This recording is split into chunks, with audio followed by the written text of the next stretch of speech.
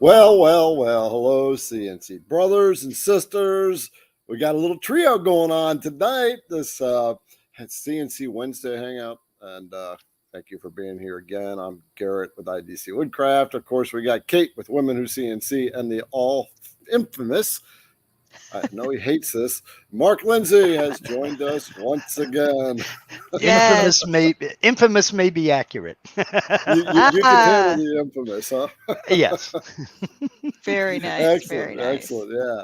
Well, okay. Well, it's another Wednesday, and it's nice to have everybody on board, right? And Yeah. maybe we start absolutely. this a real shindig. We'll get Kyle in here, and we'll get some of the other Mhm. big guys in here. We'll just and- have like a big old collaboration. That would be fun. Yeah. That would Yeah. be fun. All right, Mark. Oh my I'll gosh. be Can you contacting imagine on the side. questions? Oh yeah. Yeah. I'm a blonde. The most dangerous place in the world is between me and a camera. So you just send me the invite and I'm there.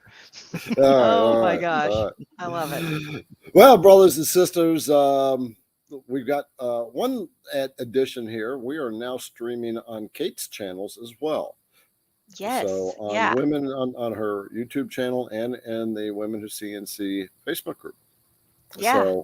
So now So we're streaming nice. in six different places. Maybe we'll throw Mark in here. We'll stream on his channel too. What the hell? We'll just stream everywhere. I can make that happen if you want to. You know what? I think it's so nice because honestly, behind the scenes, when we would do these, Garrett has to download the video and then I have to like go in, pull up the thumbnail, and then I have to like download it to my computer and then I have to upload it. And I live way out in the country, so it's really hard for me to do all that. Like sometimes it will take a couple of days to get everything downloaded, and it's just super frustrating. So just like literally streaming it directly to those two places makes my life and Garrett's life so much easier. Not to, like one less thing on the plate to do. Right. And, So nice. And of course, we got a IDC Woodcraft team member on the sidelines here. Julian has joined us again. She's out there and she's made a couple hellos. And Julian, remind me, she's awesome. I mean, and I'm Mr. Forgetful. She's the one who just writes everything down. Hey Garrett, you gotta do this, you gotta do that. All right. I need to get the Mark a copy of this stream when we're done. All right, Kate, let's go into the hellos. We already got a bunch of comments. I know, my gosh. I'm Oh already my telling you. God! Look at the first one. We got a record breaker, wooden tobacco accessories, 8 hours beforehand. He posted a comment. That is Mr. Timna there, ladies and gentlemen. Yep. And then, of course, Mark at 7 hours and counting right behind. Well, honorary. With all due respect, there were some way before that. The earliest one I saw was 22 hours before. So you're not getting all of the messages that were above that. Oh, okay. Okay. We'll have to go back and look. Oh my gosh. StreamYard is being easy on us. Yeah. Oh my gosh. Okay. Let's see. All right. So we've got a couple of really good questions right off the bat. So let's go ahead. This is one for Mark. Looks like RB Woodworks. RB. Yeah. See. He is at 254. You're right. Wow. Very early seriously. on. Yeah. Well, before we pop him in, we'll just say hello, everyone that's here. We struggle to answer all the questions, so we'll say hellos as we move along. Let's do it that way. I think that's great. Right. Yeah. And so let's jump right in. You ready, Mark? Whenever. You ready to get bombarded? All right. Sure. Bombard Mark. Here we go. All right. Couple of questions. One for Mark. Is there a way to get toolpath cutting times more efficient as far as the path that the code nodes are generated from? I did see this question earlier, and RB, he's kind of sort of local to me. He's not too far up the road from me. He's a fellow West Coaster. Okay. So we have chatted back and forth. Other than using the let's see, what's it called? It's called fit curves. Yeah, curve fit Yeah. curves to selected vectors. You can use that and you can try. You'll get 3 choices of arcs, Bezier curves, or straight lines. And every time you can choose like arcs and click on preview, and it'll show you how many nodes you'll have. Then you can click on Bezier curves, click preview, it'll show you how many nodes you'll have. Yeah, he's That got a is comment. Yeah. He's got a comment a couple down. He says he tried that, and there's a okay. comment there. It Well, only decreases that time a little bit. automatic uh, the curve fit tool is not the end all and be all, because you can go in yourself and get rid of more nodes and then adjust Bezier curves, or maybe change certain curves to an arc if a Bezier is trying to send you off in weird directions. Hmm. I agree. But we also, I'm going to kind of cheese a few people off here. We also tend to put a lot more emphasis on machine time than we put into the finished project. Sometimes it I think does you're come right. down to a case of, would you rather spend an hour and a half carving or 2 hours sanding? Mm-hmm. Do you want a good finished project, or do you want it done fast? Yep. Sometimes you can't have both, and you need to decide what's best for you. Yep. Yeah, that's a really, really good point. Because sometimes we want that speed to get that project done, but speed is not always the best thing in carving. And when Right. you're doing when you're Right. like in metal machining, I mean, you gotta work with the material that you have and Yeah. how fast it's going to give. And Yep. Yeah. so, unless you're in production on projects, you may, if your time is 9 hours and you can figure out how to bump that down to 4, Right. by all means do it. I've got a video that talks about that. Yeah. Right. Increasing Right. your depth of cut per pass. You can do it that way. Um, but That but that is there, true, but even then, at the end of the day, the material is going to tell you how fast it wants to be cut. yeah. I take a Yep. little bit of ribbing, because in my videos you'll see my feed rates are pretty conservative. They're pretty low. And I do Hmm. that on purpose, simply because I don't know how that material is going to react. There are some maples I can cut at 180 inches a minute. There are others that I can cut at 40 inches a minute. It's going to tell you what it Yes. wants to do. And, at the end of the day, like I said, would you rather spend 3 hours sanding so you can shave 10 minutes off of your machine time? I mean, the Yeah. choice is yours. It's like the old well, I guess it's not really an old saying, but it's something my dad used to say in business. He would say you can have it 3 ways. You can have it good, fast, and cheap. If you want it good and fast, it's not going to be cheap. And if you want it fast and good, or if you want it fast and cheap, it's not going to be good. So, Right. I mean, Yeah. it's kind of the same. It's the same principle. Right. I So, mean, I can cut out a star in 30 seconds, but I'm going to spend an hour sanding it. That's just Mhm. not worth it to me. no, no, I would rather do the 60-degree V and just get it nice and cleaned out. I get so many questions about that because Mhm. like I did that big flag video with the Mhm. epoxy inlay and everything else, but everything, I mean, the We the People is such a delicate piece. I mean, I had to go in and do a 1/4 inch end mill, and I cleaned it all out, and then I had to come back in and pocket it all out with an 1/8 inch, and it took probably an hour and a half to do that.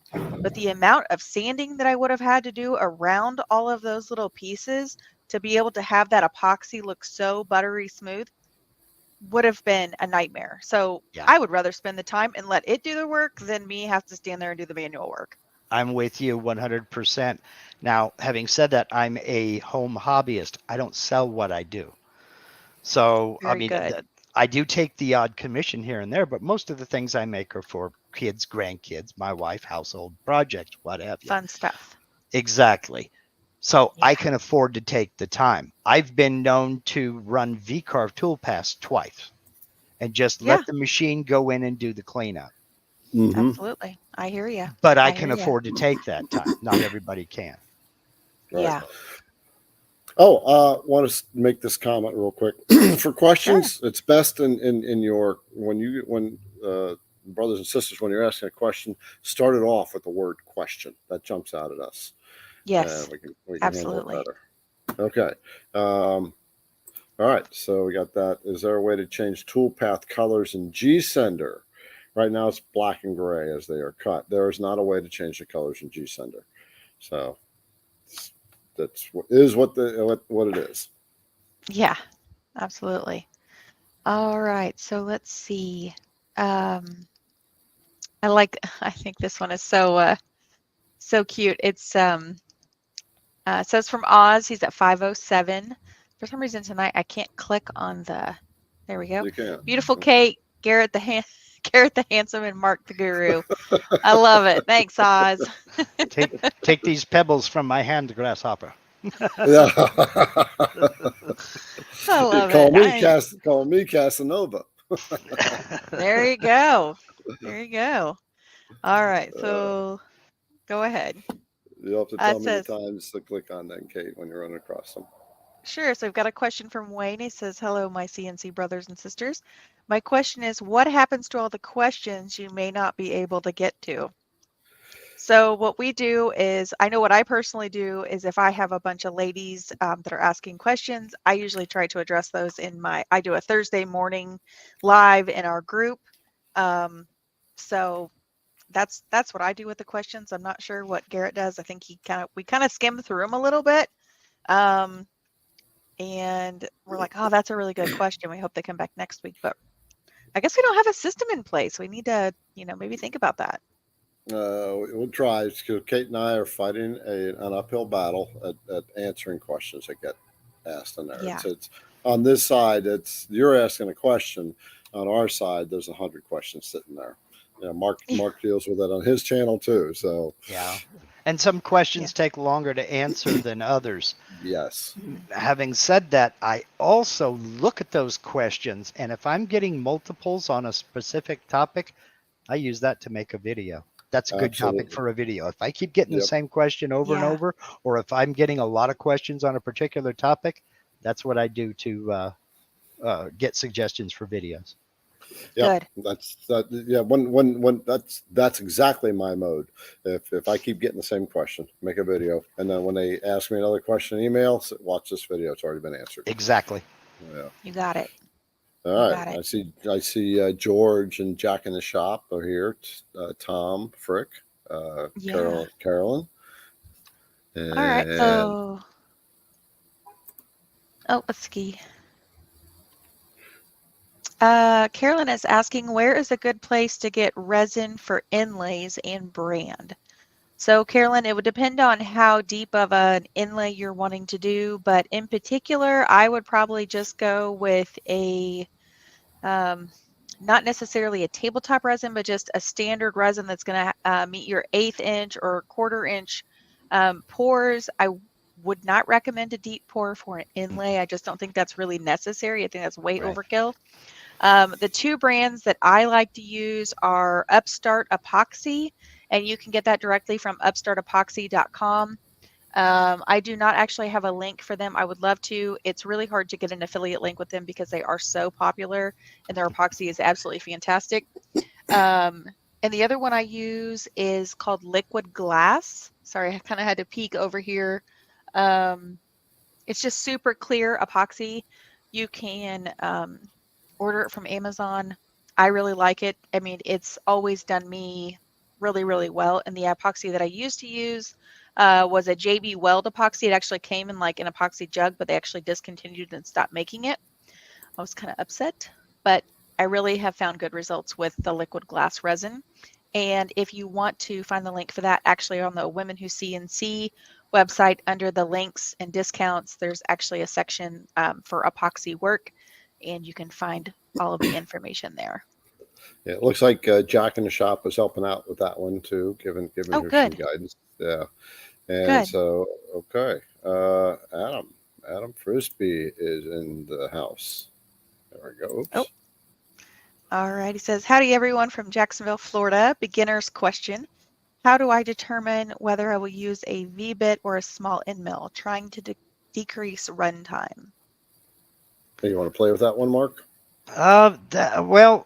Adam, both tools have their purpose. Both tools have their uses, but they also have different uses completely. A V-bit is generally speaking more for carving, not always. An end mill is generally speaking used for profile cuts around a shape or pocketing or drilling. Again, not always.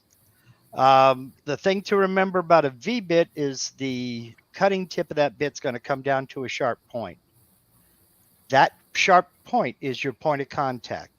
And if you're trying to pocket something out that's 2 inches by 2 inches, if you don't want a bunch of rough ridges in the bottom of that pocket, it's going to take you forever to do it with a V-bit.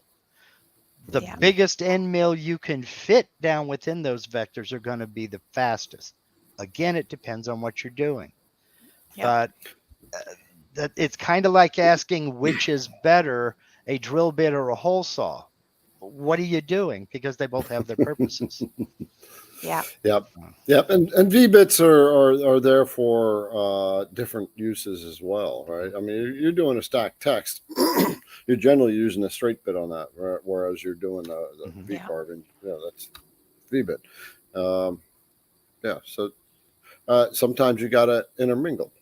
Right? Yeah, there are a you're lot doing of flat bit. times. There are a lot of times I would use a V bit on a profile toolpath to That's my favorite.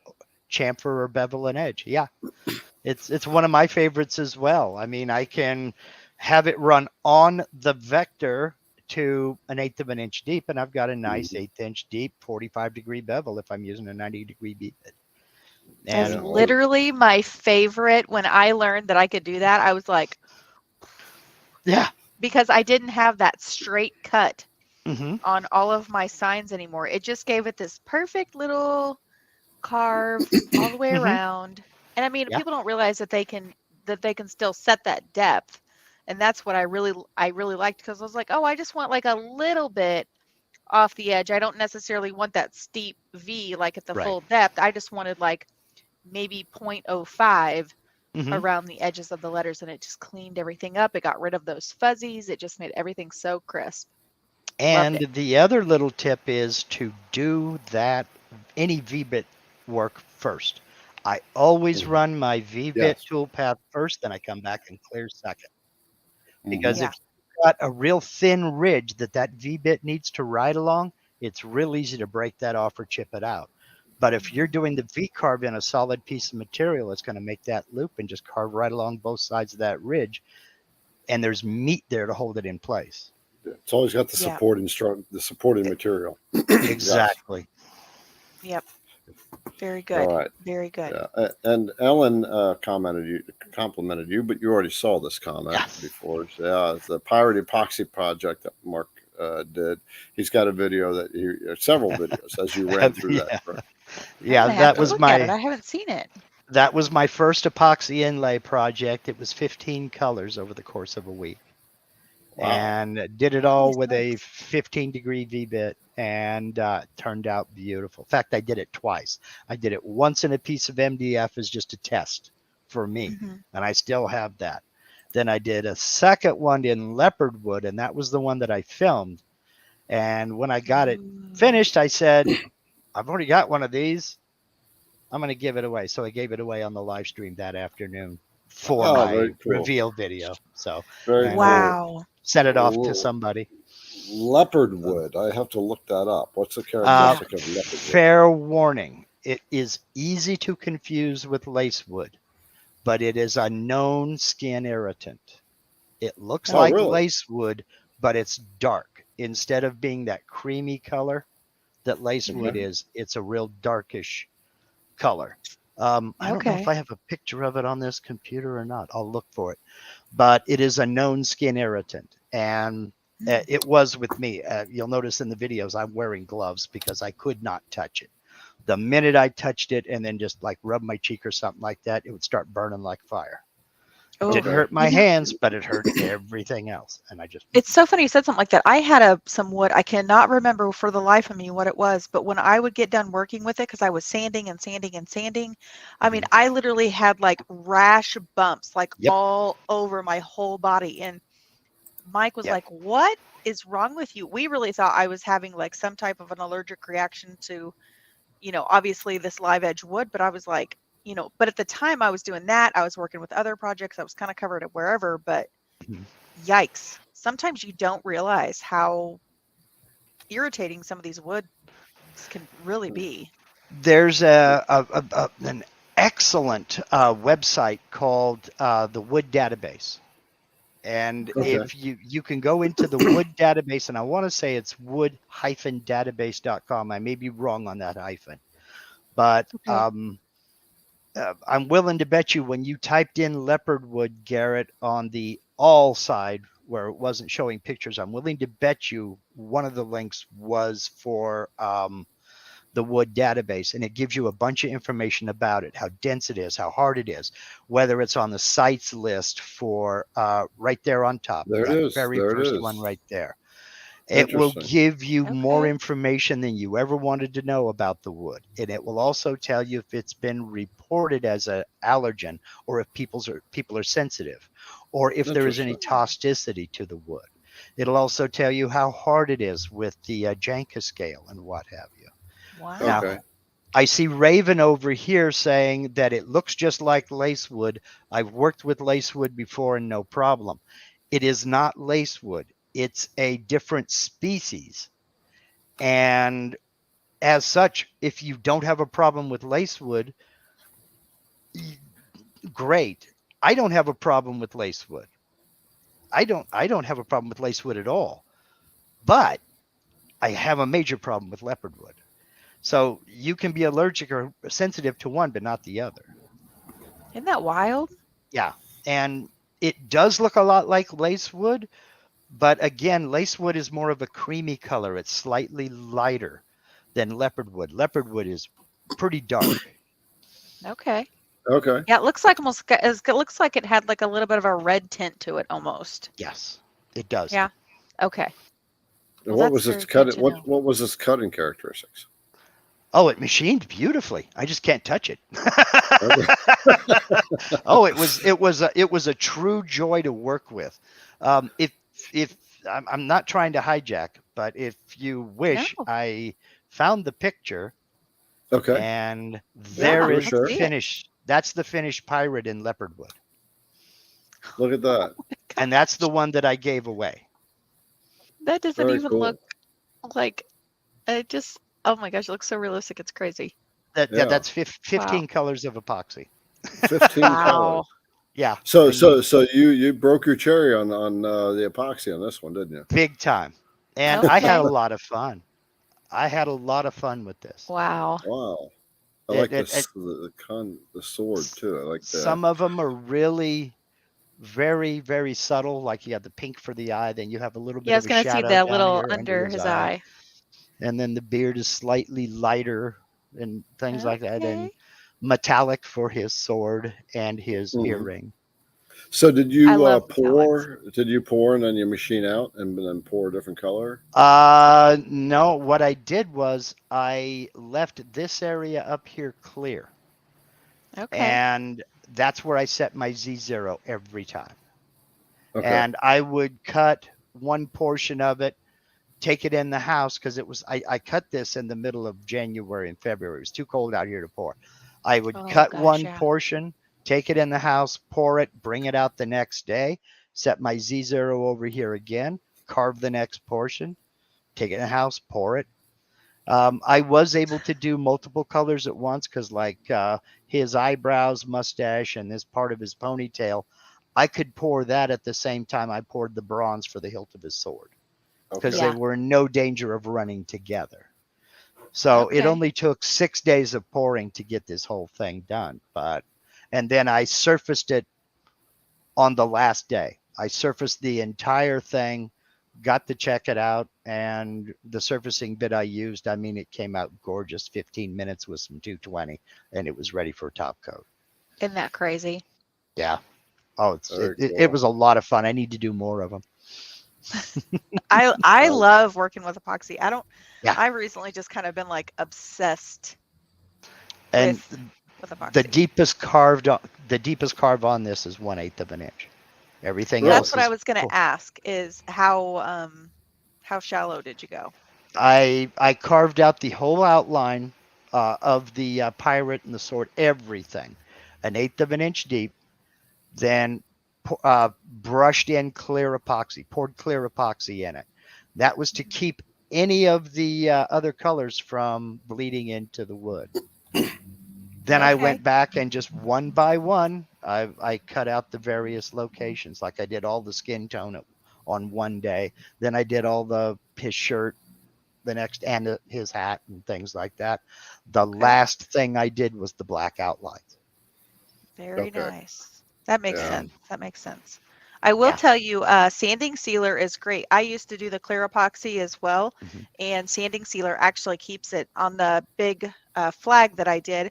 I hmm actually did clear epoxy, and it kind of boogered it up, and it made it hmm look all because I carved it kind of shallow, hmm and then I poured it in, and the epoxy actually wound up more of like a smoky look, hmm which was great because I still wound up selling the flag. But what I learned was actually just using the sanding sealer because hmm it's just flat, and it was a birch wood, and the pigment I used on that flag was just black. I mean, just Yeah. pigmented 100% black. So you would have seen the bleed on that. And Big time, because a lot of people don't think about it. Every time that bit touches a piece of material, you're creating end grain, and end grain is what's going to soak up any finish you put in there. Right. you Yeah. betcha. So, You Yep. betcha. Yep. Kate, get your videos going on that. Katie is working I on know. oh yeah, educational videos on that. Yeah. oh So, yeah. okay. We got a couple of questions from Mark as well. But before we move on, those who have joined in, welcome. If you are a fan of Mark's and don't know who the other two are on this show, I'm Garrett with IDC Woodcraft, and below me, you're still on the bottom, right, Kate? On you is Yep. Kate from Women Who CNC, and we do this show Got it. every Wednesday night, 8 p.m. to 9:30. We try, but we never hit 9:30 on the bell. We always go way past, We and try, but and it we're never works. yeah, and we're here to answer questions as best we can. Bring on people who know things that we don't, like Mark, and this is called the Wednesday night CNC Hangout, where our brothers and sisters hang out. And You got it. so, yeah. So, who we are, Mark? If you have gotten into CNC and you've been looking on YouTube, you have seen Mark. Period, hands down. If you've been, Sorry. yeah, yeah, sorry. And so his channel is Mark Lindsay CNC. I'm IDC Woodcraft, and IDC Woodcraft is also a router bit supplier for you. All right. You got So it. if you need router bits, we got all the information that I need that nobody would give me, Mark. I couldn't, when I first started seeing scene, Kate already knows this Amen. story. Look, you see that talk to the hand. No, I'm And saying amen. yeah, Amen. and that just drove me nuts. I didn't know what to buy. I didn't know how to use it, what to do with it. And so I said, and what bits to start with, right? So that's why I put the starter set, the ultimate starter set together, and You tool betcha. Yeah. the databases right on my website, because it's so hard to get the feeds and speeds, and then of course a lot of videos and what have you. Now I got this Kickstarter guide that you can get, and that's linked if you're on Facebook up above, and YouTube is down in the description of the video. And of Yeah. course, ladies, Katie, talk to them. Any ladies who have jumped on who have not been on this channel before. Yeah, so we have the Facebook group, Women Who CNC. It's in a women's group exclusively for women who CNC. We're basically bringing more and more women every day into this hobby space. And I mean, as you both know, it's complicated, it's a little bit intimidating. And so we are a great group of women. We're almost at about 300 women in the space for CNC Nice. that we have found or that have found us. And we've kind of built a website, womenwhocnc.com. I am actually the creator behind that, so I have been working every day trying to get things ready to launch for the website, and it's just one A brick lot of work. one brick at a time. We're just kind of steadily building that road. So I know A these two lot of gentlemen work. here can attest that a website is a labor of love, but also a very lengthy journey as well. Yeah. Yes. Yeah, Big time. because IDC Woodcraft is now an incorporation, right? I've got a tech guy. I don't have time to build websites, so I hire people Yeah. to do that. I buy speed. Speaking of that, I am going to put this out there for someone. You can email me, and I need a jig for a CNC router. It's not it's to serve a little purpose, and it's going to take a little bit of thought, a little bit of designing, and a little bit of engineering. But I need a little jig designed and built. Right. There's your If chance, you folks. and yep, and it's a paying job. So Ooh, yeah, there There's you your go. chance, folks. Well, maybe right. you should tell them a little bit more so then that way you don't just get like inundated with emails saying, "What do you want?" Well, this is more of an engineering jig to hold components in place. Right, Oh, for okay. this for CNC router, it's not a jig to hold projects. It's a bit more complex. There's going to be stations that hold things and clamps that are built into the jig, or what have you. Ooh, So yeah, so Okay. this is and it is something that's going to be come on and off the CNC router. So what it's going to make is a secret. I'm not going to share that yet, yeah, but that's Wow, he's got some big something up his sleeve here, ladies and gentlemen. yeah. Well, so I went to my entrepreneurs group 2 weeks ago. I was out of town on business, and my crew did fabulous. It's nice to be able to walk away and know that your business is handled by people that are very capable and beyond capable of handling it. But well, when you Yeah. go to, I'm involved in entrepreneurs because I love entrepreneurship. I want to build a growing company that serves the community, and so you come out Yeah. of that when we had billionaires talking to us, right? nice. So yeah, Wow. and you come out of that, you've got all kinds of new ideas. It's almost like this big Yeah, whole your new blood is like headspace. Yeah. All right, let's get back to the questions. Mark, go ahead, all Kate. right. I saved all my files as G code for a flag I drew up as I followed along with Garrett. My stripes on my flag must have only saved the red as my white did not cut. I cannot I can oh, I think he's trying to say I cannot get the files to open. Okay. Yeah, you cannot edit G code in VCarve or Aspire. That's not what it's for. It's there to generate G code. If you're sure it's a problem with the G code, you can open up G code with Notepad. I prefer to use Notepad plus plus. It's called. But once the G code is created, that's it. Vectric is finished with it. If you're having a Mhm. problem with the file, go back into the either VCarve or Aspire, whatever you drew it up in, and make your changes there and save new G code. Yep, and Yeah. that was his next question: is can you see open G code and Vector can edit? So No, do what Mark said. Use Notepad, WordPad, go in and edit, Yeah. open it up, edit it, whatever you need to do. If you are not familiar with G code and how to write code, don't mess with it. You could crash your machine right now. what he said. Yeah. If you don't know what you're doing in G code, don't mess with it. Chuck it and make new G code. Yeah. All right. Let's find another question down here. Boy, Mark, you did a lot of talking before we got on board. Yeah, I did. I know. That's what I was saying. Yeah. Yeah, I I'm ready see. for my close up, Mr. DeMille. Right. I see Kurt, Doug, Sean. Hi, Dan, and William. And I'm just saying hellos to people. Two Elms. Yeah. Hello. Yeah, Greg and Jim. So right now I'm at 753, Kate, just so you know. Alrighty. And scrolling on down, saying hi to people. There's Chris Gallagher. Yeah, Gallagher. And let's see, the yard sale LLC. A long time ago, I changed your life. Most wouldn't know what I'm talking about, but you will. Yes. So let's tell a story. Um, Alrighty. a little bit. One of the reasons that many of us do what we do here in CNC is, as we all know, many people are retirees going into retirement and what have you. And when we get Yeah. out of the workforce,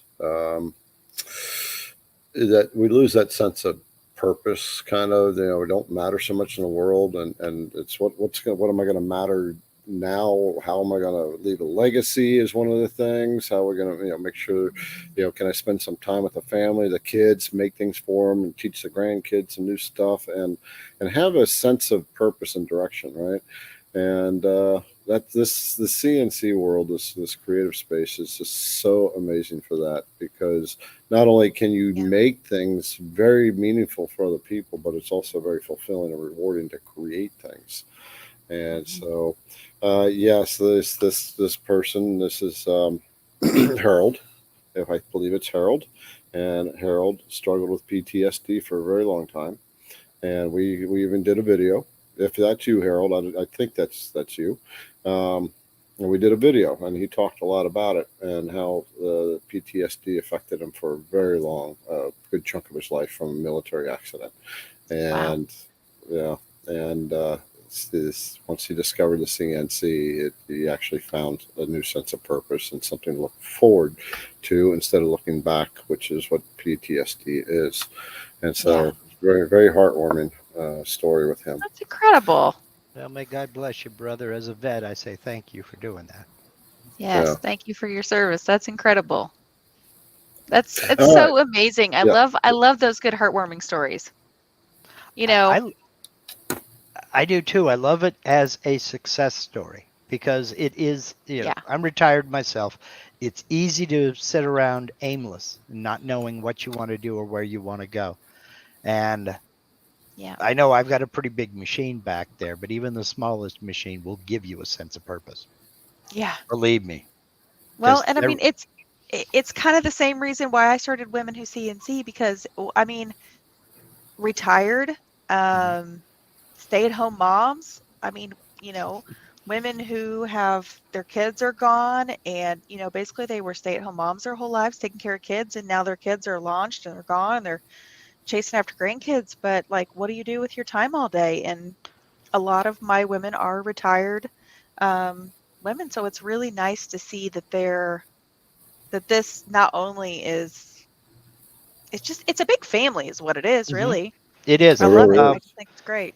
Uh, I find it weird because I like to say that I'm big with the 55 and older crowd because most of my viewers are over 55 and they're men. So I got a lot of retirees who watch my videos. Great.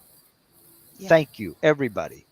But my Hmm. fastest growing demographic is women between 19 and 35. Yeah. So What? it's Really? Isn't that not just wild? yes, it's not just retirees. It's people who want to do it themselves. Some of them Yeah. came over from the crafting side and were dissatisfied with what they were getting at Hobby Lobby or Michael's. Some of them were people who just saw somebody else make something and go, I want to do that. I want to learn how to do that. Hmm. You know? Yep. And I mean, there is room for everybody. There really is room. Really. It's so funny that you say that, because I was literally telling Garrett that, like, I don't know, maybe like 3 or 4 months ago, because I was looking at my YouTube channel and I was looking at my demographics, and Mhm. you're right. It's like 55 plus, because we Mhm. were talking about avatar. We were doing our avatar work, or Mhm. having the conversation about it and where I really needed to gear my focus. And I'm like, I have two. Like, they're Mhm. like they're like brand new moms that want to stay at home, that want to make things and want to create and want to do more. Like you said, that 19 to like 33, 35, and then Mhm. 55 plus. So I have two. Yeah. Like, the girl in the middle, I'm literally the monkey in the middle. Well, So and that's perfect. I mean, So, yeah. so your bell curve doesn't go like that. Your bell curve goes like that. yeah. You're at the bottom of Much like me, your curve droops in the middle. Okay. it. So, Kate, why do you think that is that women of that the earlier age bracket is diving into this? Why do I think that the earlier age bracket has jumped in? Hmm.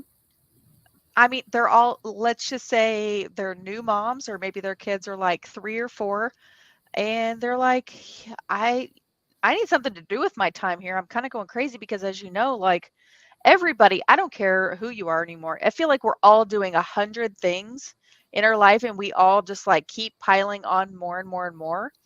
And you're going to kind of laugh when I say this, but the girl that lives right next to my in-laws, her and her husband, they are some of the hardest working people. Like, I hear from my mother, I hear through the grapevine, because he's out there with like the circular saw, and they have 3 little kids, I think like 2, 4, and maybe 5, or maybe the baby, it's maybe like baby 2 and like 5. But anyway, she has a party planning business, and she does little kids' birthday parties. But they are up at like 4 a.m. with the table saw, and she's up there with the scroll saw doing their thing. And they've got bins and stuff everywhere. You know, women Yeah. are getting more and more creative at how to earn an income, staying from Yes. home and staying home with their kids. And then me, like I was a younger mom. I kind of in my marriage, I had my 2 boys that they're my stepkids, but I call them my boys because they're my boys. They've been with me since they were 16 months and 2, so they're with me.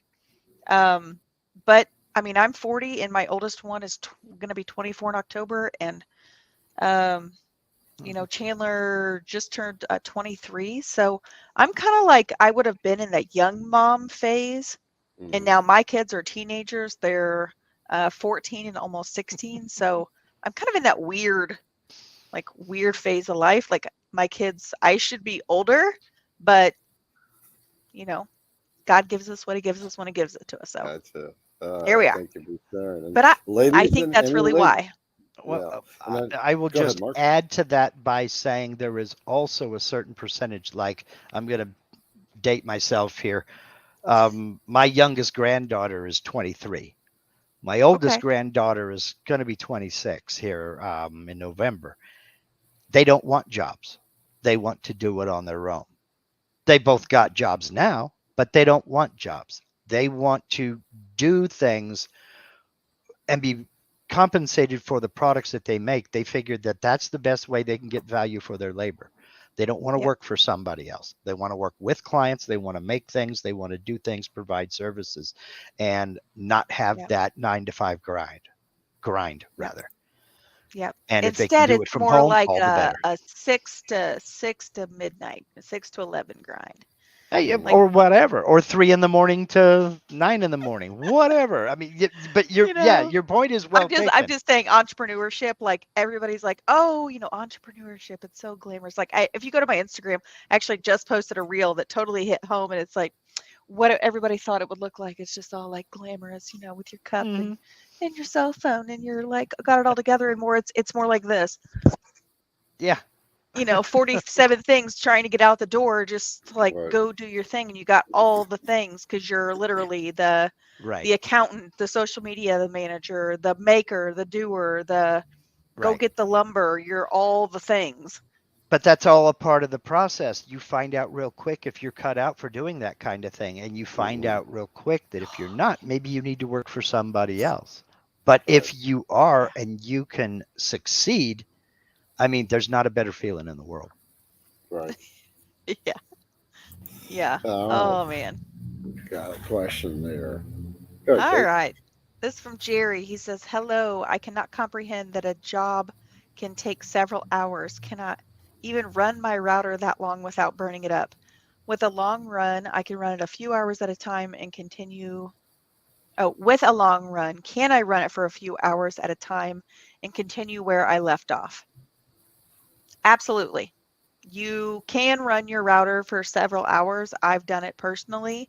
I have a Onefinity Journeyman, and I have the Makita router, and I run the dickens out of that thing and not had any problems. Now, if I notice it's getting like really hot, yeah, I'll hit pause and turn it off for maybe an hour or something. But yeah, you can always pause it and go back to it. I've done it like run it until 10 o'clock at night and then paused it and shut the router off and come back the next morning and turn the router on, hit play, and you're off to the races. Yeah. So, Also, that's one reason why I do not combine uh, G code files into one file. If I've yes. got two vCarve files, I might combine them. If I've got two profiles, I might combine them. But I'm Yeah. not going to combine everything into one file and then do a bunch of bit changes, then complain about I have a 16-hour file. I want to do what I want to do when I want to do it for as long as I want to do it for. So I might do 3 V cards, Touche. then go in the house and get a sandwich, Yes. and then Yes. come back out, do 2 pockets, and then go grocery shopping. Then come back and finish up the project. I can afford to take that time, but Yeah. splitting it up into manageable chunks is always the better way to go. Having said that, my longest single carve was a 3D carving, and that was 14 hours. Some just take time. Yeah. Some carves And just take time. and one of the things that I have found if you're doing a 3D carve and you want to pause it in the middle of 3D carve, then you will end up with a line. Yep. At least I ended up with a line. So I paused it for the night. I had a 9-hour run. I paused it for the night. I came back, started running again, and picked right up where it left off. But there's this little line in the carve, and it was at a slightly different depth. Who knows? It could have been a little moisture getting into the wood overnight or drying out a little bit, something to that effect. Or So your not Z recommend, drifted down or something or like the that. Z drifted. Yeah. So those could Mm. be some of the things. Okay. And all right, eighth. Eighth Eight. center. Can you measure the length of a vector diagonal or digitally as for wire inlays to know how long the wires need to be? Hmm. Wire Okay. inlay. I've never seen a wire inlay. You're going to have to Yeah. I explain have. a little more. Um, Oh, Okay. okay. Mark has. Basically, they engrave a channel, then you embed a wire, glue a wire into that channel. Sometimes they'll come back and surface it, so it's basically a metal inlay. There Okay. are Oh, also okay. you can get what they call electric wire. I know all wire's electric, but hear me out. Uh, drill a hole, uh, uh, carve a channel, drill another hole. So you can take this wire that it's almost like a fiber optic, and you push it through Okay. that hole, run it down that channel, push it through the other hole, connect it up to a power source, and it looks like neon glowing in that channel. Wow, that sounds It's kind of intense. very Yeah. cool. Very cool. So, Yeah. there is a way. Let me. Mhm. Right up. Yeah, I am sharing my screen here. Okay. You can. I just drew this freehand just now. You can take this vector, come over here to the measure tool. Now, this distance up here is going to tell you the distance from here to here in a straight line. You don't want that. You want span or contour properties down here. Okay, now I'm going to select that vector, and it only lit up this little bitty part here, but that's okay. It's telling me the length of that segment. It's also telling me the area of that segment. It's an open vector, and there's my total length right there, 15.173 inches. Interesting. That's the Okay. total length of the entire vector. That's the total length of the entire vector. If you were to start measuring here and keep measuring all the way around and follow the contour, that's the length of that vector. Okay. Okay. Good to know that. If it is, let me get out of it real quick here. If, for instance, it's a closed vector, we have it selected and we go back in. Where'd I go? There it is, measure. We're under span and contour. Select that vector. It's telling me the area is 4.52 square inches. And my perimeter is 7.54. So that's my Okay. circumference. When it's Okay. creating an area, is it creating an area? It has to be creating it based on a rectangle. So I'm talking. Well, first, not on the circle, but the line you picked up above. Up above Uh, here? yeah, because Mhm. it's just a line. It doesn't have an area, so it has to. No, it doesn't have an area. That's why it's telling you right here it's an open vector. Oh, okay, okay. It But can't, there Okay. can't be an area, but it right, can tell you the perimeter is 15.173. right, okay. And The number of spans is 5. There are 5 spans that make up the total vector. Okay. And those spans will be made of the different nodes. Right. From one node to the next is a span. Right, exactly. If I come out of that, select it, and go into node editing, you can see each one of the nodes here. Yep. Very good. All right. Very Very cool. cool. I love learning new little things. I know. I do too. I do too. All right. That's a good question. All right. So we've got Kelly. Hi, I Kelly. struggle. Oh, yeah. Hey. I struggle with flat depths. Pics never come out at the depth I mean for them to. We have a Onefinity woodworker and the journeyman. Ah, very nice. Two of them. Huh? Onefinity, team Onefinity over here too. So I hear ya. So I'm not sure what you mean. The pictures never come out at the depth that you mean for them to. Would this be a photo carve where you use flat? Can you use flat depth in photo carve? You can. Yes. That's kind of where I was thinking too. Pictures never come out at the depth. You know, I have not used Photo VCarve, so for you to tell me that you can use a flat depth, that's news to me. And I just looked at it and, oh, okay, I see you can. So the thing to remember, if you're talking about a flat depth and like a V carving or a pocket, never mind, forget I said pocket. In like a V carving, a flat depth, the bit that's as deep as the bit will go. Entering a flat depth will not force a bit to cut to that depth. It will keep it from cutting deeper than that depth. yeah. So if you put in a flat depth of 1/8 of an inch, it won't cut deeper than 1/8 of an inch. But some cuts may be a 1/16, they may be a 32nd. Yeah. So, and I would assume it'd be the same thing with the Photo V-carve, that it just keeps it from cutting. Because you're basically just doing this. It's just the ridges at a really tight angle, and I'm wondering if maybe I don't know if his step over would have anything to do with the depth of how the carve is coming out. Because I know you have to really tweak the step over with pictures in V-carve. Have you done photo carves, Kate? I've tinkered with it. I've never really taken the time that it needs to really Okay. it's So kind of like working with a laser. You kind of have to yeah. refine the settings quite a bit.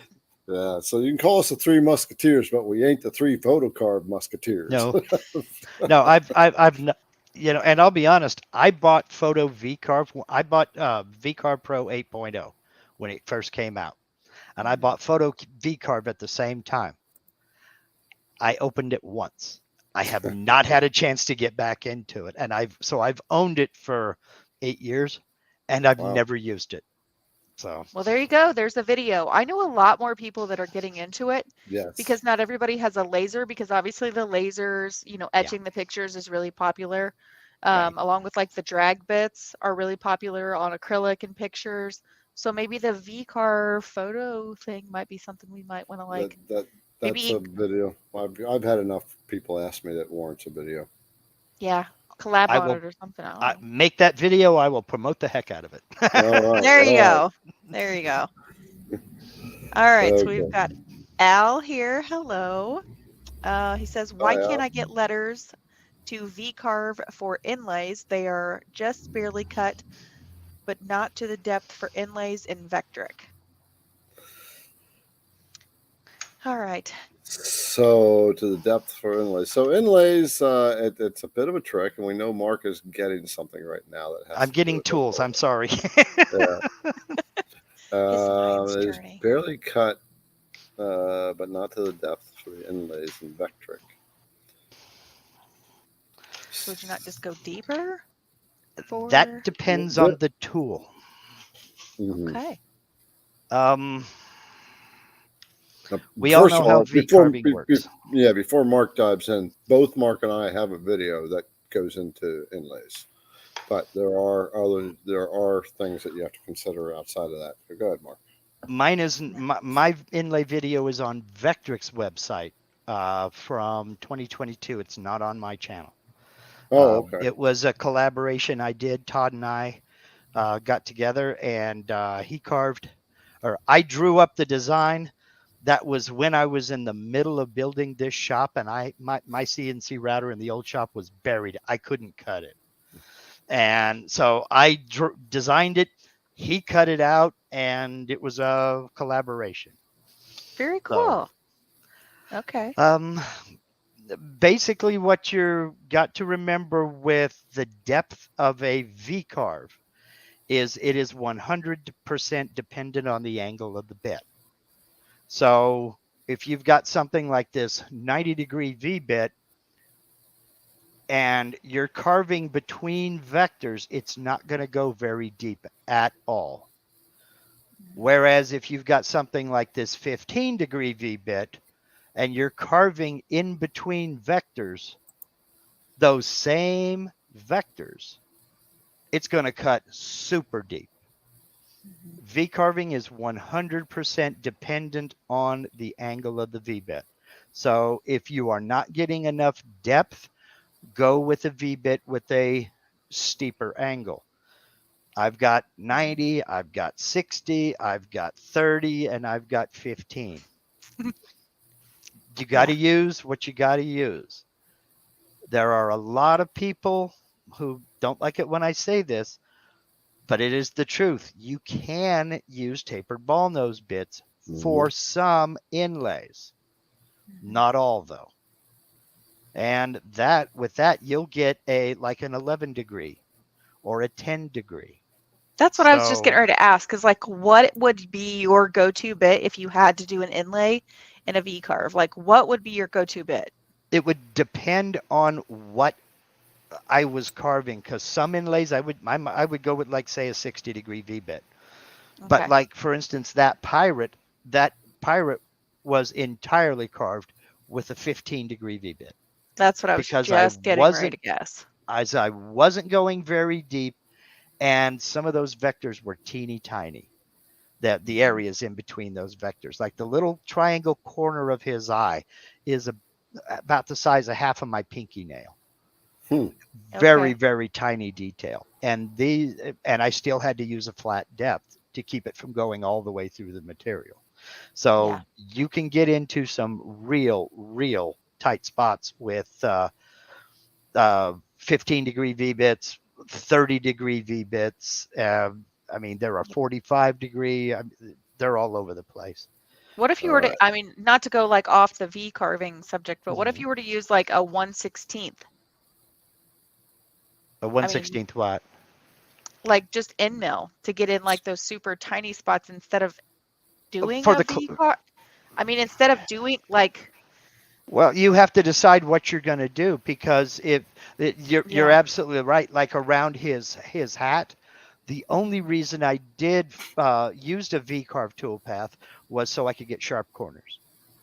That Okay. is the only reason for using a V carve toolpath and a V bit, is sharp corners. But Okay. if you're doing, for instance, a peace sign where you've got a simple circle with a straight line and then the two Yeah. branches, you could do all that with a 1/4 inch end mill if it's big enough, Oh, yeah. because you Yeah. don't need those sharp corners on that outline. Now, if you're doing the inside of that peace sign, you will need a V bit, because you have sharp corners where it comes around and meets that diagonal line or the vertical Yeah. line or what have you. Okay. So, All right, Very you know, cool. cool. We got a question at 8:07, so we're coming close to 9 o'clock. Good Lord. Okay, how fast can I go with a 1 inch wide bull bit? Number one, I'm going Ooh. to say every type of material has its every type species of wood has its density, and that's going to dictate a lot of your speeds. With a Yeah. 1 inch, the first thing I would say, Stephen, is you want when if you're going to be removing a lot of material with a bull bit, I would use a down cutter or an up cutter to clear out, rough out the material, or that's why I have the beast, right, the roughing end mill. Get out a lot of that material and let the bull bit do the finish work. A lot of your bench top CNC routers aren't built for the forces that a bull bit is going to apply or be working against. especially And one that large. yeah, yeah, 1 inch. So I've got a 1 inch bull bit at idcwoodcraft.com. So always encourage you to do a clearing pass first with either your down cut, your up cut, or the beast, the roughing bit that I have IDC. Yep. It's kind of like building a race car. Speed costs money. How fast can you afford to go? All right. Ooh, I You like know, that. with I've got an Avid CNC 4848 Pro, and I have an 1.25 inch bowl and tray bit here with a 1/2 inch shank. My feed rate is 80 inches per minute, and I know that can go a lot faster than 80 inches per minute, but I don't know if that bit can, depending upon the material that I'm using. And I don't know if the material can tolerate faster than that.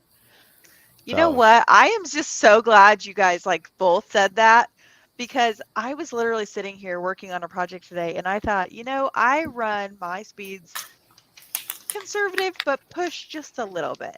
mhm. And I thought, I know this machine's more capable of this and I know I've got good quality bits. But how fast do I really like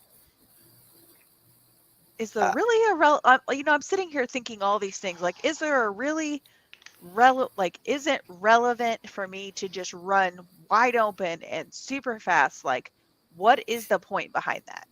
Is well, there a point behind that? Or am I just like kind well, of out here in limbo thinking to myself? Because everybody's worried about time and carve and, there is a sometimes, point to that because you do need to get the product done. So, if right. the longer that machine is sitting idle, the less money you're making with it. So if you can get 3 projects done in an hour, great, but you could be getting 5. So that brings your profit up in the same amount of time. So I get it, I understand.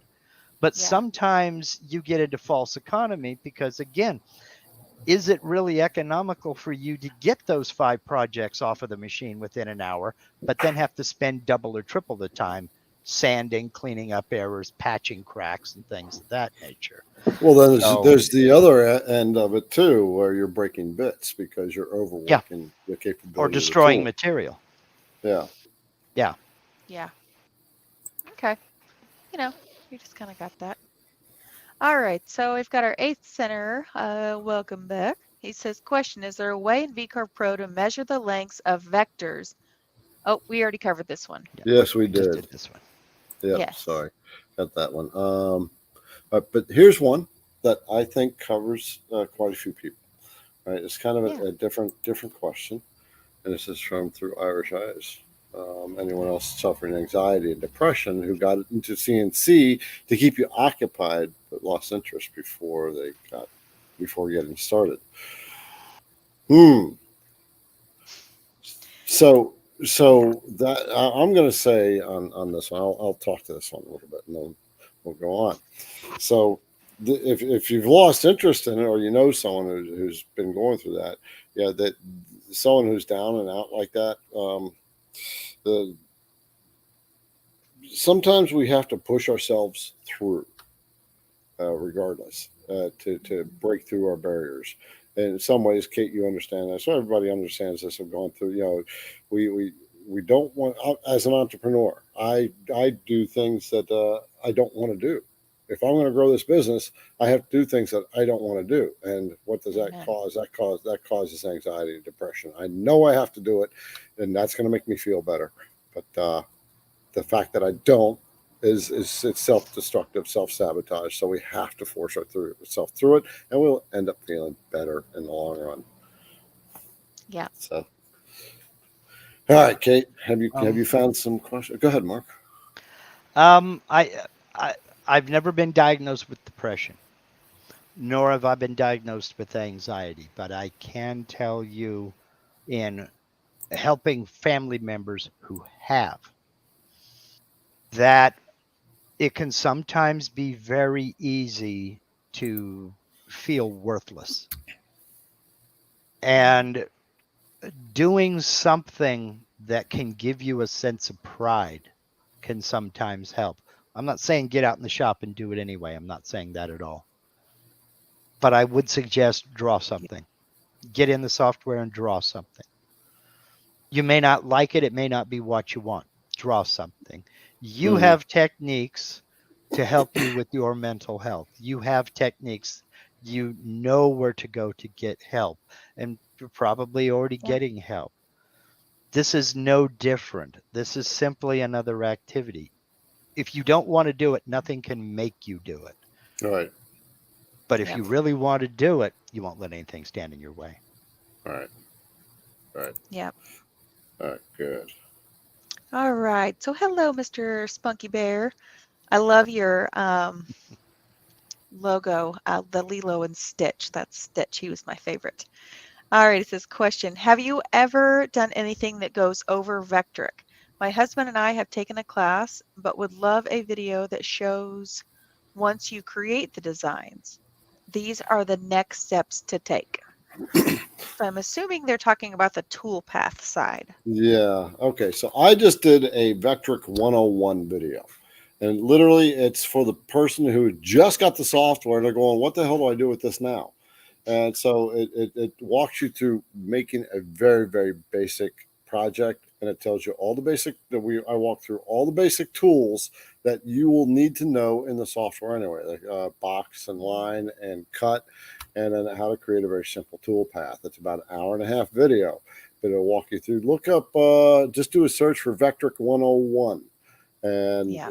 if that doesn't bring up the video, then add IDC to the end of that, and that will come up. But both Mark and I have, Kate's starting to put them out too, is Yep. very simple videos that literally take you step by step through the process of the software.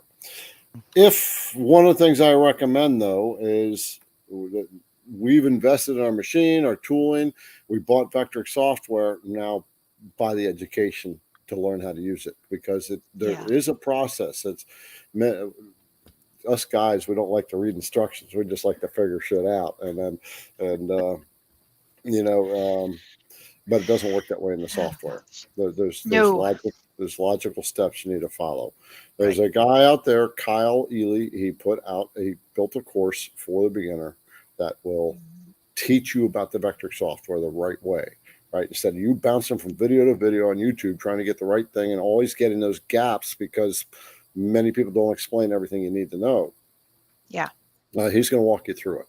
Right. So in the link of this video for YouTube down below, there is a link to his website. It's Learn Your CNC by Kyle.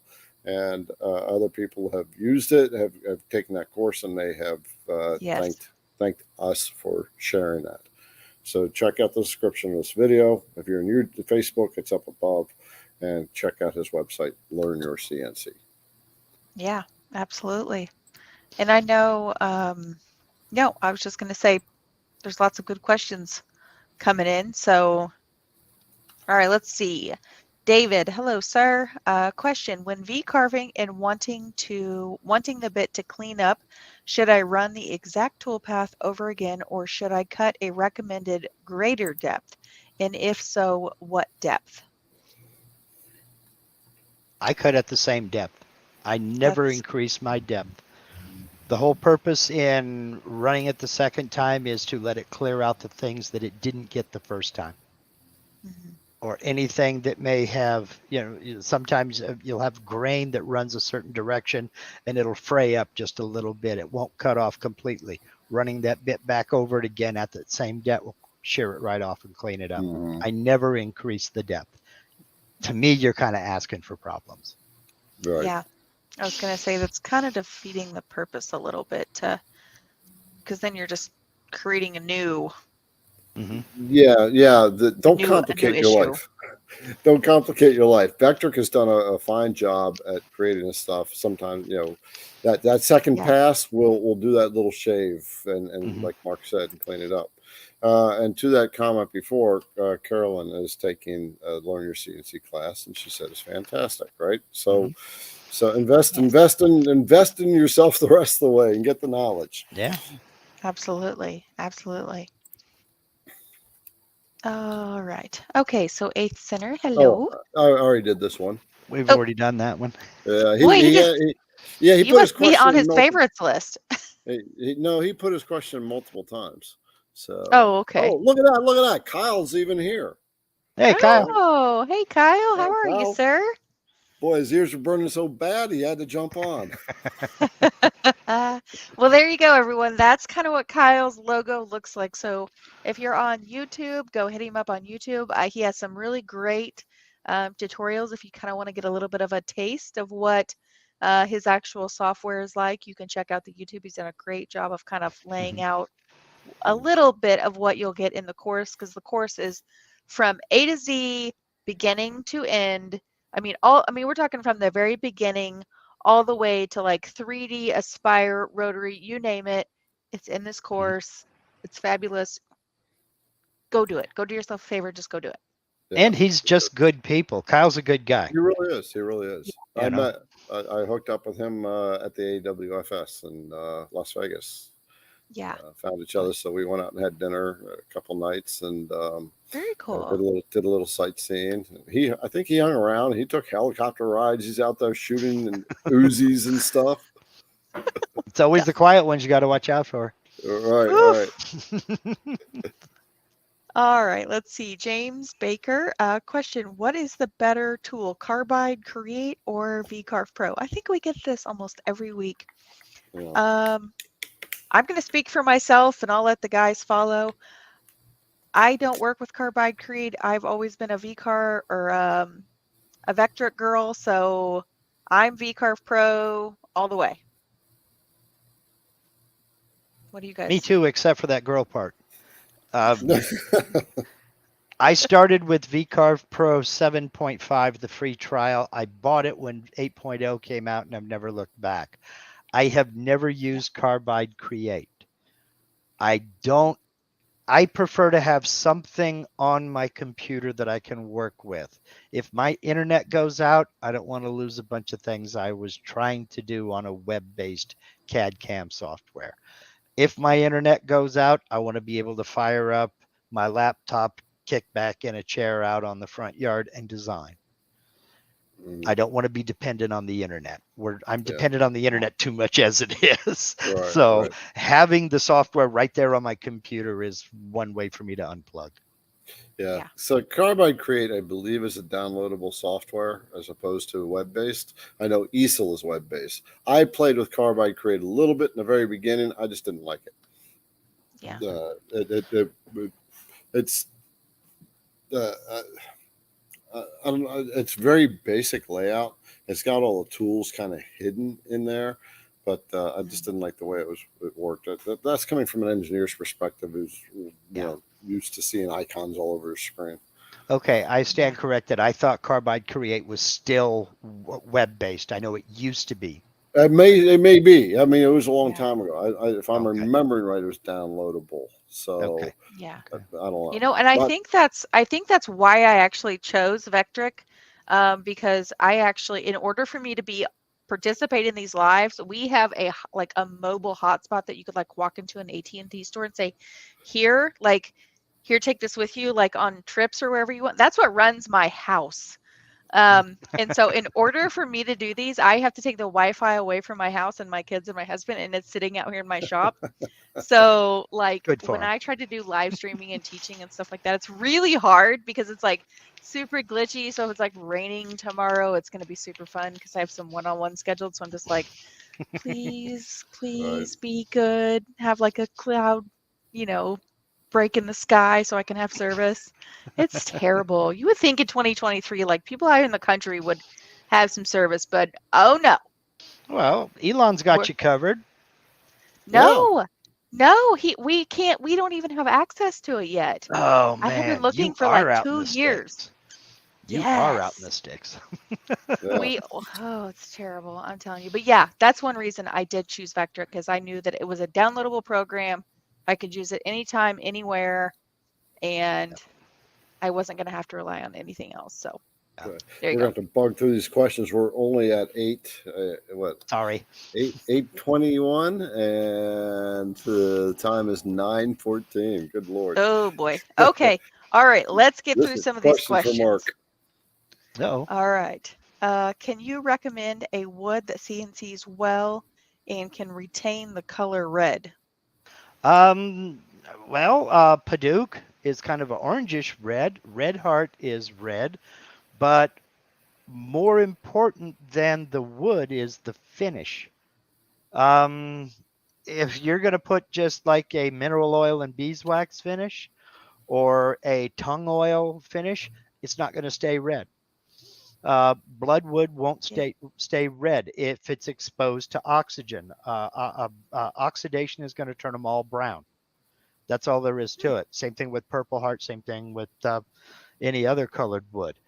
Having said that, I have a friend who built a Purple Heart guitar, kind of a Fender Stratocaster clone, out of Purple Heart in Wow. 1997, and it's as purple as the day he sanded it because it has about almost but not quite a bazillion coats of lacquer on it, and it's 100% sealed from oxygen. So it depends on Yeah. what you're going to be doing. The finish is more important than the wood. So I do if like the you're Purple Heart. It's nice. yeah, if you're not sealing it 100% from any kind of oxygen, it's not going to stay that color. Yep. Very cool. Okay. Okay, thank you. So where did you where are you at? I'm at 826. Okay, there's one you missed at 816. Oh goodness, If you want all the to way back there. scooch up And just a little bit. you can't click, huh? You can't click. No, That. I don't know why. I could last week. I don't know what the deal is. Okay. So it looks From like it's there you go. All right. Have any of you carved using King Color Core, and if so, how do you like it? I think that's like a form of the HDU, so it's got Um, different colors inside. it's HDPE. It's most Okay. commonly you'll see it for like outdoors in parks and things like that. It'll have a green face, then a white core, and a green face on the Okay. back. Or sometimes it's bright blue or red or whatever. But it's got that white HDPE core like a cutting board material, and then a colored surface. Okay. And you carve through that colored surface into the white, and that's what makes signs. Yeah. I have not been able to try it mainly because I don't have a supplier within about 300 miles of me. And Oh goodness. it's for an 8 foot by 4 foot sheet, it's about $300. Now add truck delivery on that. Um, it's going to be a while before I can get a hold of some to try it. But Okay. it should carve the same as HDPE because that's what it is. Okay. Very cool. okay, Okay. good. Real quick question. You have a small next wave. You're wondering if you can turn the image 90 degrees. Yes, and if you're using Vectric, it's very easy to do. Mark, you got a thing open. You want to just do that there? Oh, well, I can do that. Sure. Let me get back over here and get away from. Want to turn something So, 90 degrees? yep. It depends on what you're talking about. If you're talking about a 3D model, it's a little bit more difficult. If you're talking about just some vectors, little quick tip on the numbers right above your letter keyboard, right above the QWERTY line on your keyboard, tap the letter 9. It just rotated 45 degrees. Tap it again, there's 90 degrees. You want to go the other way, tap 0. There's 45 degrees. Tap it again, there's 90 degrees. That's I one way believe of doing it. I believe eight rotates it 90. You know what? Let's see. I don't know. Not doing anything for me. Nope. 9 Okay. is going 45. 0 is going 45 the other way. Now there is another way, which is rotate right here under transform objects. And there you can set an angle, either absolute, meaning in reference to your coordinates, or relative, meaning relative to where it is now. This center right here, let me zoom in. This hub right here, that is your rotation center. So if I rotate now say 90 degrees, it's going to rotate around to that center. Control Z to undo that. Now, let me close this and open it again. If I move that rotation center over here, now it's going to rotate around this. So if I come over here and rotate it 90 degrees, click apply, everything just rotated around that center. Mhm. So various ways to do the same thing. I mean, now I'll control Z to get out of it. If that's what you meant by rotating something 90 degrees, that's how you can do it. There you go. All right, cool. Someone here's got an Avid 48 by 48 with a 1/4 inch down cutter. They get tool marks at the end of each raster pass, far right and left, as the bit moves up the y-axis. Looks like drill bit marks. Suggestions. Tram your spindle. Yeah. I've got the Avid 4848 Pro myself. I've got the 4 horsepower spindle. Tram the spindle. Go to my YouTube channel. I have a video on how I did it. There's a few things you'll probably want to buy. You don't 100% have to have them, but it worked for me, and I have my my tilt in side to side is 0. My nod is less than 1,000. I'm very happy. I cannot complain. Hey, Okay. Garrett, there's a question at 821 from Ken Hoffman that we missed. 821. Yeah. Okay. Ken Hoffman.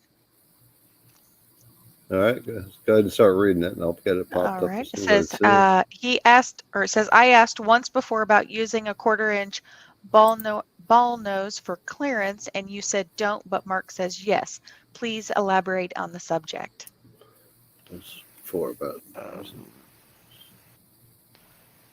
1/4 inch ball nose for clearance. Well, it depends on what you're doing. And maybe also how we're interpreting the question too. Mm-hmm. We could be interpreting it in different ways. So ball nose for For clearance. for instance, a 3D roughing toolpath, I wouldn't use a ball nose bit.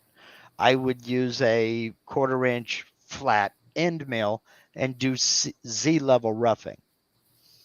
That's just how I do it. But for something else, a ball nose wouldn't be appropriate. You know, a 1/4 inch ball nose wouldn't be. It just depends on what you're doing. Yeah, there's a lot of different things that you could do one for. Now, if you're just using it for regular clearance, like you're clearing out a pocket, no, you wouldn't want to use a ball nose. Like Mark said, for 3D clearing, I mean, you can. I mean, it's not like it's not like something that's not been done before. No, it's not going to damage anything. Yeah, I mean, so lots of different things to do on this within this question. So yeah, I guess you would have to elaborate on exactly what you were wanting to do. So yeah, I mean there's nothing wrong with roughing with a ball nose bit and doing what do they call it, offset roughing. But basically what you're doing is you're running a finishing toolpath twice. Even though it's a roughing toolpath, that bit's going up and down with every contour on that piece. And it's going to take quite a while for that toolpath to run. You're almost but not quite doubling the amount of machine time. Whereas if you use a flat standard end mill and do Z-level roughing, you'll be done with the Z-level roughing in, I don't know, 10, 15 minutes, and it's over with. And your finishing toolpath will clean up all of the detail. So. Yep. I actually use the hog or the beast when I'm doing my 3D roughing. I just get it out of there. It's done in 5 or 10 minutes. I know the bit can handle it. It's more than capable, especially on hardwoods, which most of us are usually doing some type of 3D carve in a hardwood. So then that way I'm saving my ball nose, I'm saving my end mills, I'm using that roughing bit. That's what it's designed to do. So, I mean, It just depends on what you're doing. If you're doing something that's 2 foot diameter, the hog is perfect. If you're doing something that's 1.5 inch diameter that you're going to be holding in your hand, it may Yeah. be a bit big for that. So, it Yes. just depends on what you're doing. Absolutely. Absolutely. There You got are it. limits. Yes. All right. Yeah, So Rick says when I cut pockets on the Avid 14. we just Okay. I talked think we about just that. did, Yeah, we just did this one. trim it. Did we? Oh yeah, yeah. Sorry, my bad. Yeah. All Where right. you know, It's worth it. face, It really is. It's worth taking the time to trim. yeah, Facebook user or was said the Oh, very database app nice. is amazing. So what they're talking about is IDC Woodcraft has put out an app for your phone. Right, and the app has feeds and speeds for all the router bits that I carry, so you just have that stuff right there, and you can download it. It's free for Apple and for Android. The feeds and Yes. speeds on there are conservative, right? I go conservative for people who are just diving in and don't really understand the process yet until you get the feel for it, right? So then Yeah. you can amp That, up your feeds and speeds. Go ahead, Mark. that's a good question, Kate. You run the Onefinity and you know the controller. Can you increase or decrease your feed rate while it's cutting? Not with the journeyman that I have. I believe Mhm. you can with the Elite and the Masso Okay. motors. I Okay. believe that you can. Okay. So yeah. I like Todd's comment at 8:33. I can just read it really quickly. It says Okay. definition of an entrepreneur: someone who will work 80 hours a week to avoid working 40 hours a week. I suffer from that condition as well. Depends. Welcome to the club. Welcome to the club. It depends. Yeah, Yep. absolutely. Oh, I like 834. It's BA Perrine. He says, even as a machinist for 28 years, I still won't mess with G code here. Yeah. Yeah. Yes, Uh, yes, I think it's a good thing to at least get in and learn what the commands are. Whether you're ever going to get in and edit any G code or not, you may never you may never need to do that. You can yeah, go your entire life and never look at a G code file. But I think it's worthwhile to know what a G56 offset is. I Mhm. think it's yeah. worthwhile to know G20 versus G21. Are you Yeah. using inches or G1, metric? G0. Exactly. Yeah. It's worth knowing what it is. That way, if there is an issue, you can kind of sort of spot where that issue is. Right.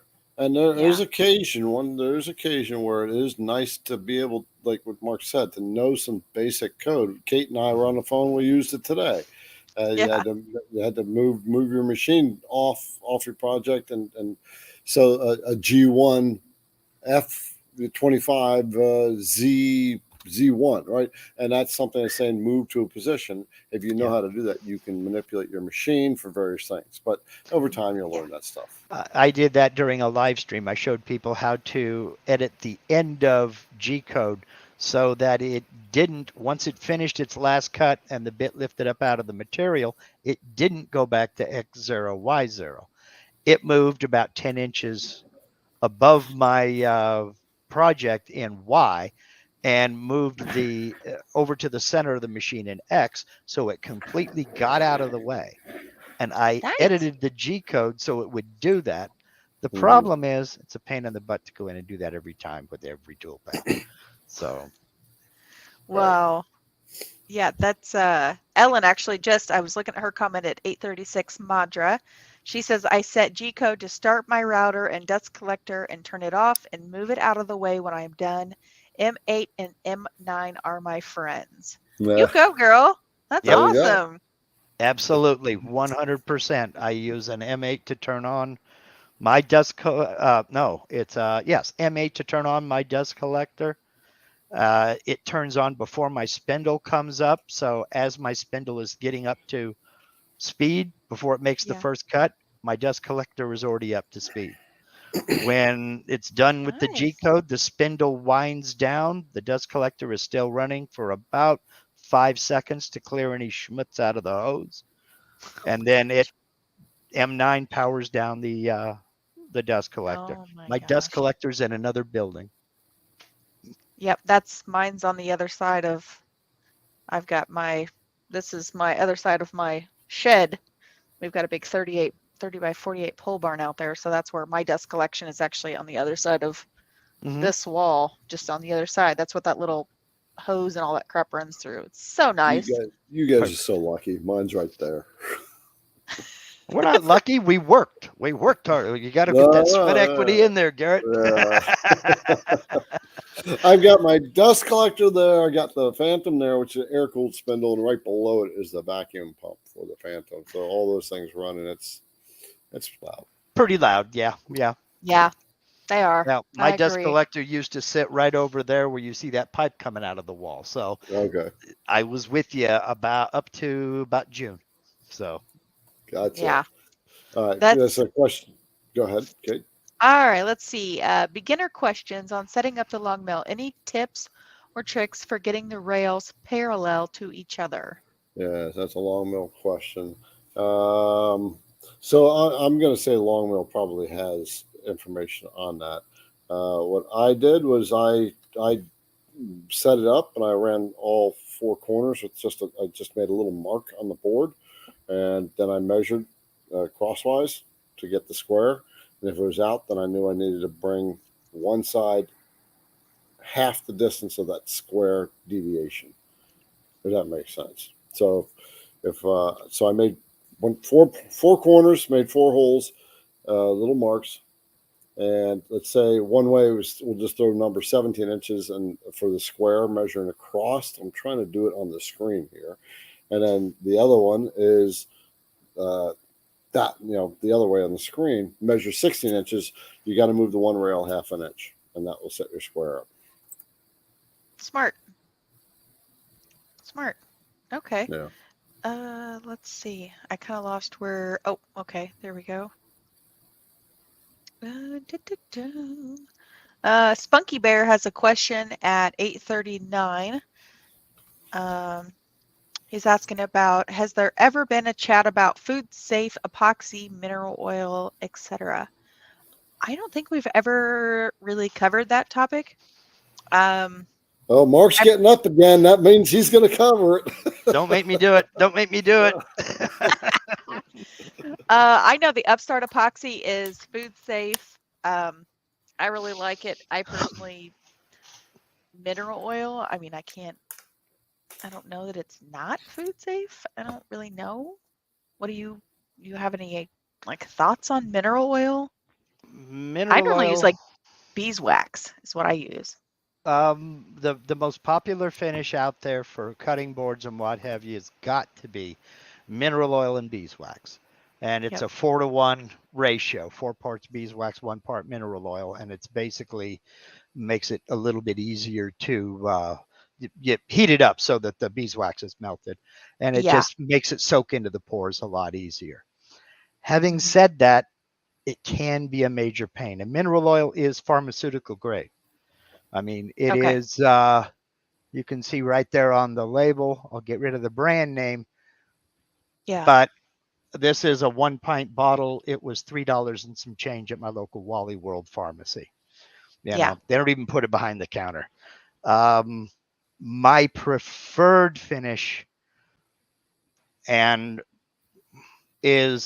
forget about the brand name, 100% pure tongue oil. Yep. Not tongue oil finish. I'm going to say it again. Not tongue oil finish. Tongue oil finish has varnishes, thinners, other things in it. They may or may not be food safe. 100% pure tongue oil is food safe. Yep. I do like that. That's actually one I kind of go to quite often. There's another one. It's the Waco. It's like a butcher block. It's kind of like a wax. I use that quite frequently and I really like it. But the beeswax is really, and the mineral oil are the combination are kind of my go-to. We actually raise bees, and so beeswax is like readily available. It's just kind of handy to have around.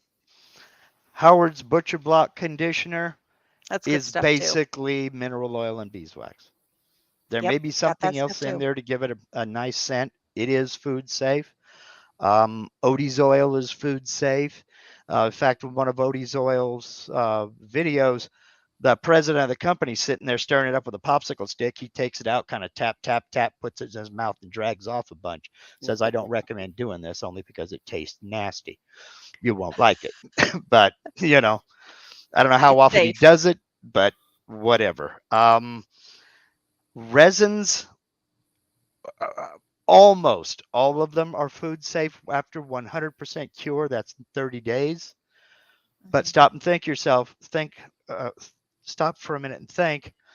You're cutting on this thing. It's going to get scratched. It's going to get chipped, and pieces of resin are going to come popping off. You want that in your salad? Nah, I don't. No. I don't use resins on cutting boards and what have you. Anything that's going to be used. Now, Bowls, dishes, what I things like do that. Yes. with the resin and the cutting boards is what I'll do is I actually will, because just a woman's touch, I will do a cutting board and then I'll do an epoxy inlay, and I'll actually do like the juice groove so it looks like it so we can set it Mhm. up for display. And then on the flip side, I also do the juice groove, but then I don't leave anything. And I always tell my customers, do not cut on the decorative side because Right. epoxy is glass. If you cut it, it will be shards of glass in your food. You don't want that. So flip Right. it over and do it that way. So that's kind of a fun way to still get that decorative, cool touch to market that for Mhm. personalization with the epoxy, colors, whatever. But then the flip side of it, it's good to go. Chop away. So, Okay. Uh, Before we hit the next question, I did see comments that someone was asking about, do I have pictures for this jig that I want? I have no pictures. This is going to take ingenuity. It's engineering, right? So you gotta have your own design capability. You got to be able to design stuff. I am looking for someone to design a jig that's going to be take some thought. So if you've done some engineering work, then and you design jigs for machines, then send me an email and ask. But if you're relatively new and you haven't done this kind of stuff, then you won't fit. okay. Okay. All right. So we have a question here at 8:43. It's a lucky little green V bug or VW van. Says I have I can't say that. Wicked Westphalia. Anyway, I'm sorry if we Wicked slaughtered that. Westphalia. Westphalia was a model of Volkswagen van. It's also a region of Germany. Oh, Well, okay. there you go. All right. Well, see, Solve I'm that so glad problem. we already have you. Yeah. All right. Let's see. I like to do detailed engraving in brass and aluminum, small to high detail, and cut 2D. I do this on a machine I built from scratch. Wow. Have you ever used your machine for a final polishing? No. I have not used the CNC for the final polishing. And I'd be hard pressed to think of anybody who has. I know a lot of people who engrave metals, brass, aluminum, copper, what have you, but I think they still do all their polishing the old fashioned way over on a grinder slash polisher with Hmm. different Mhm. wheels and rouge and things of that nature. I don't know anybody who polishes on the machine. That maybe I just don't know them, or it maybe there's an issue. I don't know. I really don't know. I think it would be easy to overheat, but you know, depending upon what Yeah. you're doing. All right. Let's see. We've got Ricardo at 8:43. He looks like he has a really good question. I'm having issues keeping the V wheels at the right tension. They get so tight the long wheel makes grinding noises during a carve. Always worried it's good to skip steps. This is for I think you. it's always worried it's going to skip steps. Yeah, where it's Having issues going to keeping skip the steps. wheels at the right tension. So I'm not really sure I, how to answer that. I would get a hold of long mill tech support. This may Yeah, be an issue. There maybe you need yeah. some parts or something to that, but they know your machine best. They built it and they use it.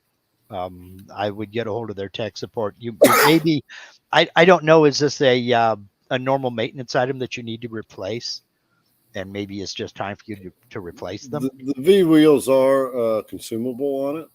They are consumable. Yeah, but I've never replaced it. I've had the machine for 2 years, but they are consumable. Okay, yeah. Because it's Right. like the pinion gears on my Avid CNC, they're made of aluminum and it's on a steel rack. They are consumable. And you have to replace them after so many hours. And they do that on purpose. That's to keep you from getting slop in there that's going to be, throw off your tolerances. Right. So Okay. Next question, Kate. Or So we've got 857. John. Looks like John Harrell.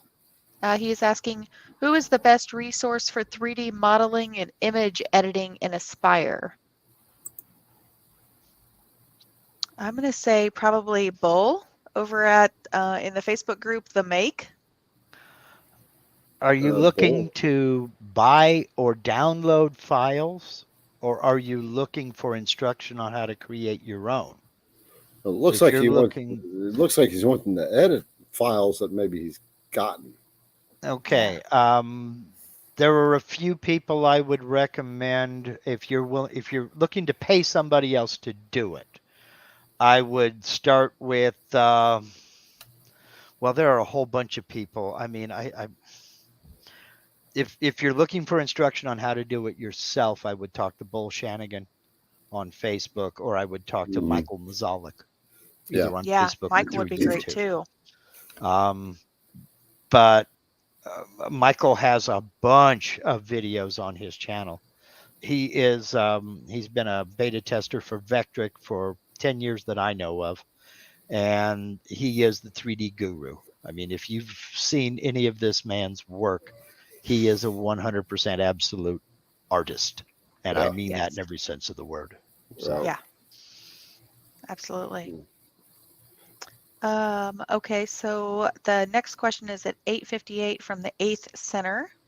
Yeah, this is a question this would take way too much to answer. Go ahead, Kate. You can ask the question, but sure, maybe our community can help him out. What is the fastest way to cut reflexology boards with custom angled pyramids, i.e., ball nose bits, chamfers, molding profile? I think you might need to talk to Kyle. Yeah, that's a pretty complex question that we can't really answer on a live. I'm going to have to claim ignorance because I don't even know what a reflexology board is. Yeah, I don't either. Trying to paint that in my head is I don't either.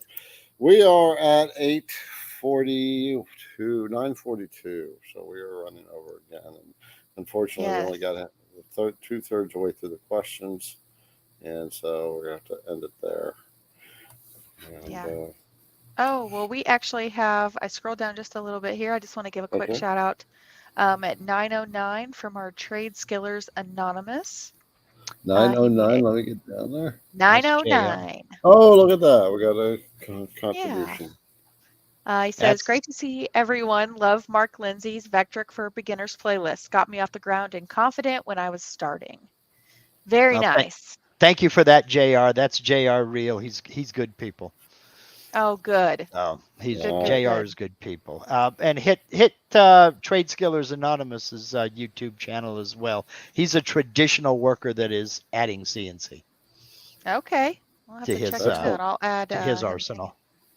By the way, I know what Garrett said. We need to wrap up our notes, but I just want to make a quick hooray. On my YouTube channel over at Rise and Shine Wood Signs, I actually hit my 1,000 mark subscribers. I was so impressed. So impressed for myself. That was a goal for the end of the year. But here we are, beginning of October, we hit that goal. So I just want to say thank you to all of you that subscribed. That was incredible. I know compared to Garrett and Mark, they're up in like the 40,000 plus 50,000.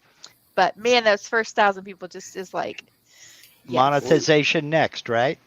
Yes, I'm at I write about 1,700 hours of watch time, so I have to hit that 3,000 mark for watch time. So I'm doing really good. 4,000. Oh, it's 4. But you know how to do that? You know how to do that? Post more videos. Post videos. Let me I know. for what it's worth, and free advice is worth every penny you pay for it. Absolutely. Right. Post a video, then have a live Q&A after that video. Give it a couple hours for people to watch it. So if you Yeah. post a video at say 7 in the morning, at about noon have a live Q&A on that video. Interesting. Okay. You double dip off of the same video. And then you're Oh. answering the questions people had on that video. You can get them answered right there. I've been doing That's a it great for, idea. well, I just did my live Q&A number 211. So I've been doing it. It works. Nice. Guess I'll have to Okay. tap into that little idea. It works. Yeah. Right. Well, Absolutely. Very cool. congratulations to Kate. And Kate, for what it's worth, we all started at one. Mm-hmm. Yes. Yep. Yep. I know. When Yep. did you start your YouTube channel? I started it, I think, back in 2020, but I really didn't start doing anything with it until maybe a couple years ago.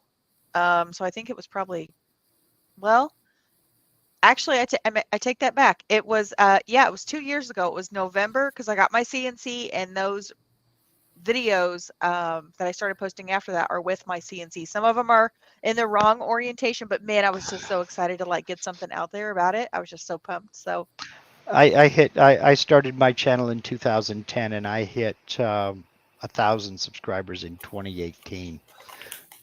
You're cruising right along. All right. You are. There you You go. got nothing to worry about. well, that is thanks to you two as well, because I don't think I would have even been there without the two Took of you. me 8 So years to get 1,000. So get yeah, on with your bad self. I love it. Get on with your bad self.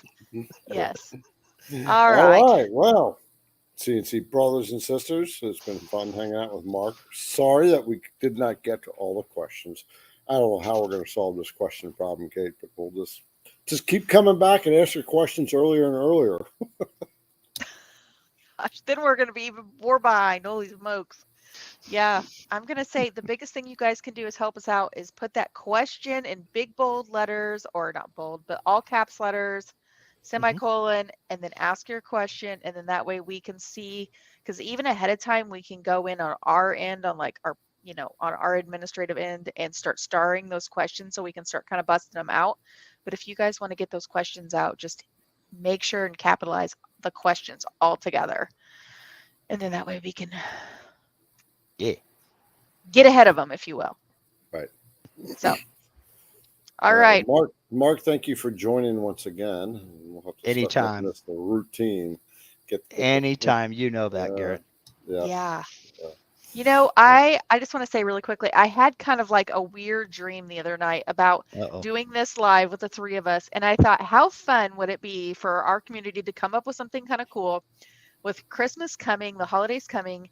We need to each have like our own little like Christmas tree and like start accumulating like ornaments from other woodworking shops so we can start like calling out shops, whether they're doing lasers or they're doing like little 3D Well, that'd ornaments be or kind of something. cool. Wouldn't that be kind of cool to just Yeah. like, Yeah, see it who gets what? Like maybe make one for Garrett, make one for Mark, make one for Kate, or whatever it is, and we each have like our own little Christmas tree, and then we can kind of like call out different shops and different businesses and help promote other people's channels and just help, other entrepreneurs get their names out there. I just thought that would be kind of fun. Trying to Yeah. figure out where I would put a Christmas tree in here. Yeah. Even Well, it one doesn't that's have that to be an tall, 8-foot one. Yeah, I mean, we'll just, I don't know.